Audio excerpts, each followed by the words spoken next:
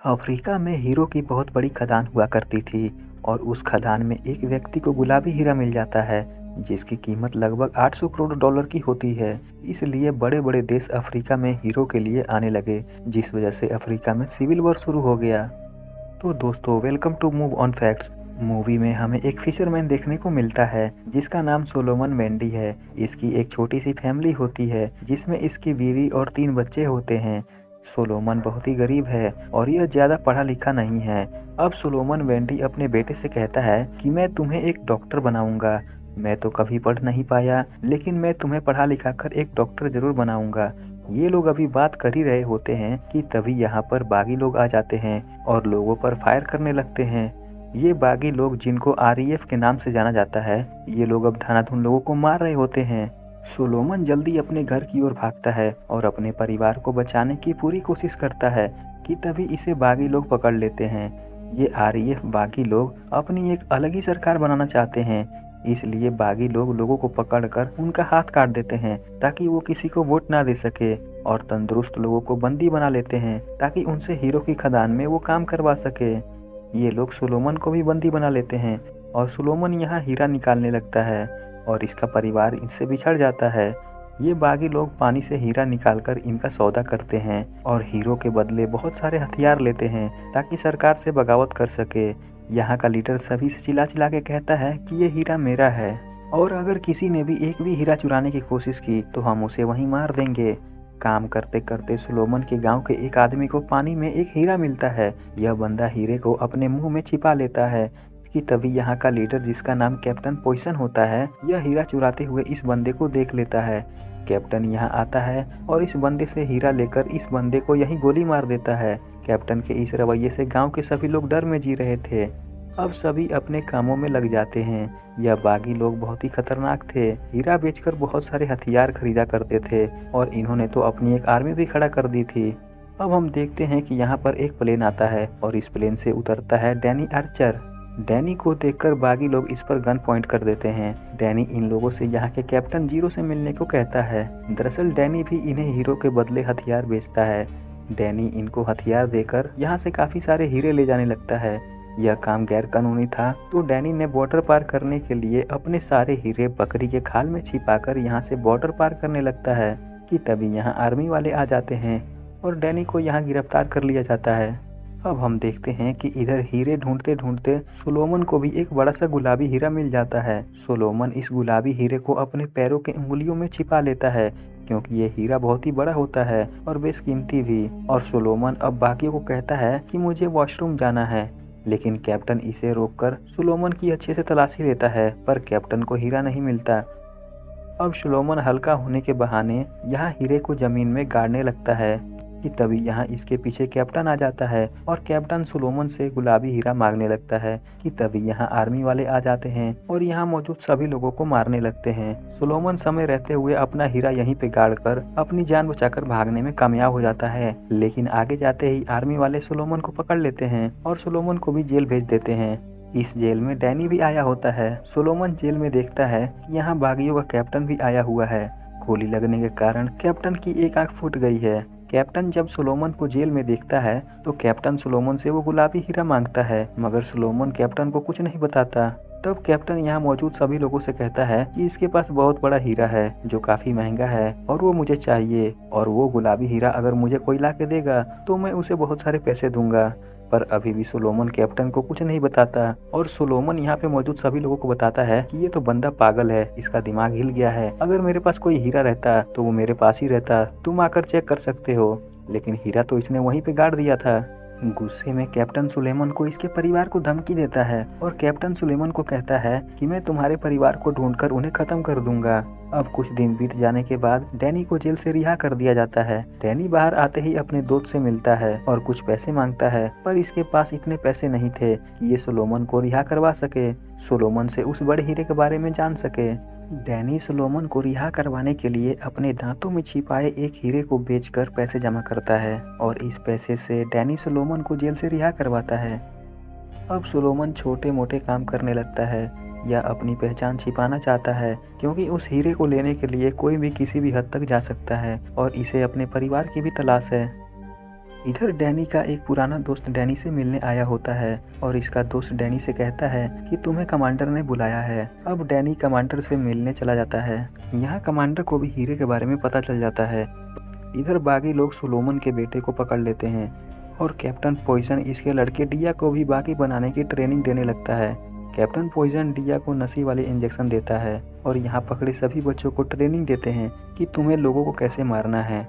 डिया को भी यहाँ कैप्टन पॉइजन डिया को कैप्टन बना देता है। पॉइजन को पता था कि डिया सोलोमन का बेटा है। इधर एक लंबी लिस्ट होती है जो लोग भी जंग में मारे गए थे। इन लिस्टों में उनका नाम लिखा है। सोलोमन भी यहाँ अपने परिवार के नाम देखने लगता है, लेकिन सोलोमन को यहाँ पे इसके किसी भी परिवार के सदस्य के बारे में नहीं पता चलता। सोलोमन यहाँ गोरों से अपने परिवार के बारे में पूछता है, लेकिन गोरे अंग्रेज सोलोमन को कुछ नहीं बताते। अब सोलोमन उदास होकर यहाँ से जाने लगता है कि तभी यहाँ डैनी आता है। डैनी सोलोमन से कहता है कि मेरी बात सुनो, तुम उस बड़े हीरे के बारे में मुझे बताओ। लेकिन सोलोमन डैनी को कुछ नहीं बताता। डैनी कहता है सोलोमन से, तुम वो हीरा बेचने कहाँ जाओगे? क्या पता तुम्हें कोई बीच में ही मार दे और वो हीरा तुम ना बेच सको, और तुम किसको जानते हो कि तुम हीरा बेचोगे? डैनी सोलोमन को कहता है कि मुझे पता है कि तुम अपने परिवार को ढूंढ रहे हो और ये गोरे लोग तुम्हारी मदद नहीं कर रहे हैं। अगर तुम उस हीरे के बारे में मुझे बताओगे तो मैं तुम्हारे परिवार को ढूंढ लूँगा और वो हीरा भी किसी को बेचकर हम दोनों पैसे आधा आधा बांट लेंगे। पहले सोलोमन तो मना कर देता है, मगर अपने परिवार के लिए सोलोमन डैनी को कहता है कि पहले तुम मेरे परिवार को ढूंढोगे और जब मेरा परिवार मुझे मिल जाएगा तो मैं तुम्हें उस हीरे के बारे में बता दूंगा। अब इन दोनों में समझौता हो गया कि तभी यहाँ आरएएफ वाले बागी लोग आ जाते हैं और लोगों पर गोलियां चलाने लगते हैं। बागी लोग स्थानीय लोगों को मार रहे थे ताकि यहाँ कोई सरकार ना बन सके। इस फायरिंग में डैनी और सोलोमन भी फंसे होते हैं। अब ये दोनों यहाँ से बचकर मैडी को मिलते हैं जो एक जर्नलिस्ट है, और मैडी यहाँ के हालात पर रिपोर्टिंग कर रही होती है। मैडी डैनी की अच्छी दोस्त होती है। अब ये तीनों हेलीकॉप्टर पर सोलोमन के परिवार को ढूंढने निकल जाते हैं। अब ये तीनों एक बड़े कैंप में आते हैं जहाँ बचे हुए लोगों को यहाँ सुरक्षित रखा गया होता है। यहाँ इस कैंप में सोलोमन को इसकी बीवी और इसके 2 बच्चे मिलते हैं। सोलोमन अपने परिवार को देखकर बहुत खुश था। अब सोलोमन अपने बीवी से पूछता है कि मेरा बेटा कहाँ है डिया। तब इसकी बीवी इसे कहती है कि वो बागी लोग डिया को पकड़ के अपने साथ ले गए। इस बात से सोलोमन बहुत गुस्सा होता है, पर इसे पता चल गया था कि मेरा परिवार अब सुरक्षित है।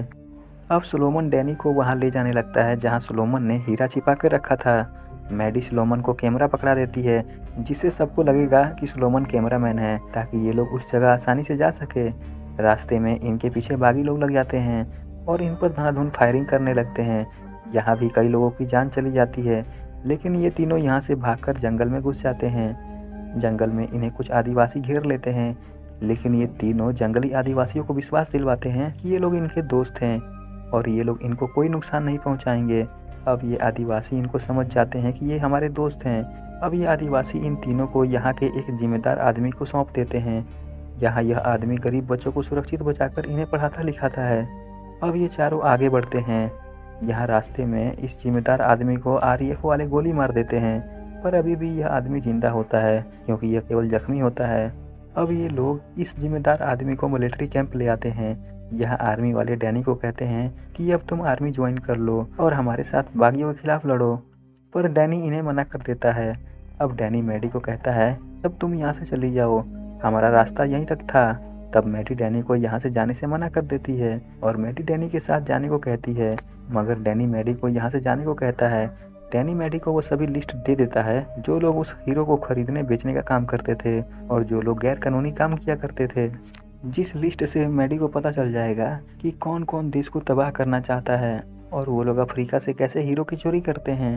अब डैनी मैडी को सबूत देकर डैनी और सोलोमन मिलिट्री कैंप से भाग जाते हैं और ये लोग अब हीरे की लोकेशन की तरफ बढ़ते हैं। ये लोग अभी जंगल में ही होते हैं कि रास्ते में इन्हें बागी लोग मिल जाते हैं। सोलोमन सोचता है कि इन बागियों में मेरा बेटा भी होगा। इस वजह से सोलोमन अपने बेटे डिया का नाम पुकारता है। यह सुनकर बागी लोग हरकत में आ गए और इन लोगों के पीछे पड़ जाते हैं। ये लोग रात के समय जंगल में ही बिताते हैं। सोलोमन डैनी से कहता है कि मैं जा रहा हूँ अपने बेटे को ढूंढने। इस बात पर डैनी और सोलोमन में थोड़ी झड़प हो जाती है, लेकिन ये दोनों अब पहुँच जाते हैं हीरो की लोकेशन पे। यहाँ सोलोमन को इसका बेटा डिया मिलता है। सोलोमन यहाँ डिया का नाम पुकारता है। डिया अपने पिता को पहचानने से इनकार कर देता है क्योंकि ये अब बदल चुका है। यह बहुत ही खुखार कातिल बन चुका है और सोलोमन को यहाँ से जाने को कहता है। बागी लोग सोलोमन को देखकर भड़क जाते हैं और इस पर बंदूक तान देते हैं। कैप्टन पोजीशन यहाँ सुलेमान के बेटे के ऊपर खंजर रख के सुलेमान से हीरे के बारे में पूछता है।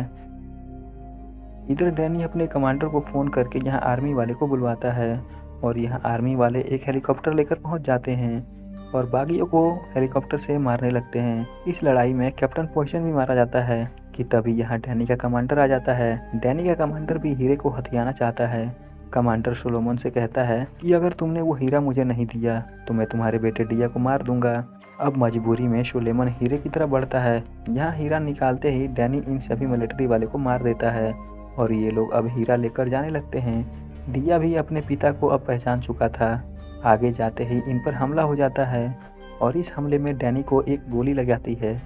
सुलेमान डैनी को कंधे पर उठा के आगे बढ़ने लगता है, मगर यहाँ डैनी सुलेमान से कहता है कि मैं अब जिंदा नहीं बचूंगा। तुम ये हीरा लेकर यहाँ से जाओ और ऊपर वाली पहाड़ी पे तुम्हें एक प्लेन मिलेगा जो मेरे दोस्त की है। उस पर बैठकर तुम अफ्रीका से अमेरिका जाओ। वहाँ तुम्हें मैडी मिलेगी और मैडी तुम्हें बताएगी कि ये हीरा तुम्हें किसको और कहाँ बेचना है। डैनी सुलेमान को मैडी का फ़ोन नंबर देता है। अब सुलेमान डैनी को यहाँ छोड़कर प्लेन की तरफ जाने लगता है। इधर मिलिट्री के लोग डैनी की तरफ बढ़ रहे थे। डैनी अब मरने वाला होता है। डैनी अब यहाँ मैडी को फ़ोन करके बताता है कि तुम मेरा एक और आखिरी काम कर दो। सुलेमान तुम्हारे पास जा रहा है और उसके पास हीरा भी है। तुम वो हीरा मेरे क्लाइंट से बिकवा दो। यह सुन मैडी डैनी को बोल देती है कि ठीक है। अब सुलेमान मैडी के पास अमेरिका पहुंचता है। सुलेमान वो हीरा यहाँ बेच देता है और बदले में इसे बहुत सारा पैसा मिलता है और अब हीरा खरीदने वाला आदमी बदले में सुलेमान के परिवार को भी अफ्रीका से अमेरिका ले आता है। सुलेमान अब बहुत अमीर आदमी बन चुका था और मैडी जो एक पत्रकार थी, मैडी सुलेमान की इसकी कहानी पूरी दुनिया के सामने पेश करती है। सुलेमान और मैडी पूरे दुनिया में प्रचलित हो गए थे और सुलेमान काफ़ी अमीर बन चुका था और इसकी ज़िंदगी अब अच्छे से कट रही थी और इसके साथ इसका यहाँ पे परिवार भी आ चुका था।